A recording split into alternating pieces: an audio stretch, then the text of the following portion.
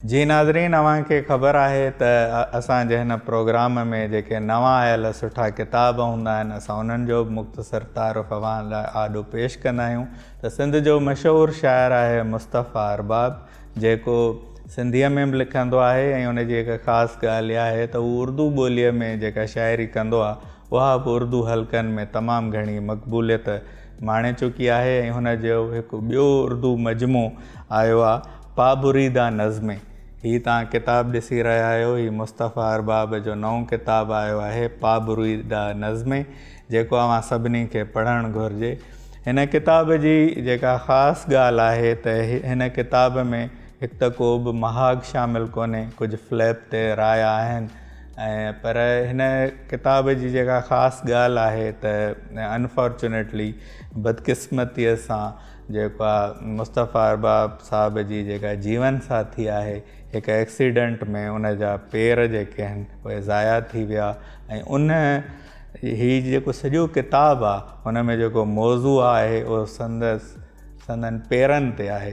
त जॾहिं हिकु शाइर जो को दर्दु आहे उनजो हू इज़हार करे थो त हू बार बार उन अहसास मां गुज़रे थो। ऐं जॾहिं हीअ किताबु असां पढ़ूं था त असांखे ख़बर थी पए त का हिकु शइ जॾहिं हली वेंदी आहे त उनजी अहमियत कीअं सॼे काइनात में फैलिजी थी वञे। ऐं हू जॾहिं हीअ नज़्म तव्हां पढ़ंदव त तव्हांखे पेरनि जे हवाले सां सॼी ज़िंदगी गर्दिश कंदे नज़र थी अचे ऐं ज़िंदगीअ जा सभु मौज़ू ईअं था लॻनि जेकॾहिं पेर न आहिनि त पोइ कुझु बि न आहे। ऐं इहो इन मां इहा बि ॻाल्हि ज़ाहिर थी थिए त शाइरीअ में कंहिं वॾे मौज़ूअ जी अहमियत घटि हूंदी आहे, पर इन जी अहमियत हूंदी आहे त मौज़ू को बि हुजे, को आम रवाजी मौज़ू हुजे, को नज़रअंदाज़ थियल मौज़ू हुजे, पर असल में तव्हांजो तख़लीक़ी इज़हार ई उन मौज़ूअ खे मानाइतो कंदो आहे, मुनफ़रद कंदो आहे। मुस्तफ़ा अरबाब जी असां ॿी बि घणी शाइरी ॿुधंदा रहिया आहियूं, ख्वाब और आदमी उनजो किताबु अॻु में बि आयल आहे, पर हीअ किताबु ख़ासि तौर ते हिकु मौज़ूअ जे हवाले सां ऐं सॼो किताबु अहिड़ा नज़्मनि सां भरियलु आहे। उन में हिकु दर्दु ऐं हिकु मायूसीअ जी कैफ़ियत बि मिले थी, पर उन सां गॾोगॾु हिकु इंसानियत, हिकु अहसास जो जेको शिदत सां इज़हार थो मिले, उहो हिकिड़ो इंसान में ॼण त माण्हपो ओते थो छॾे। हिन किताब जा हूअं त सभु नज़्म सुठा आहिनि, पर मां ॿ नज़्म अव्हां जे आॾो पेश कंदुसि जिन मां तव्हां उन जे अहसास जी शिदत खे महसूसु करे था सघो। नज़्म उर्दूअ में आहिनि। उन्वान अथसि वो रोती नहीं।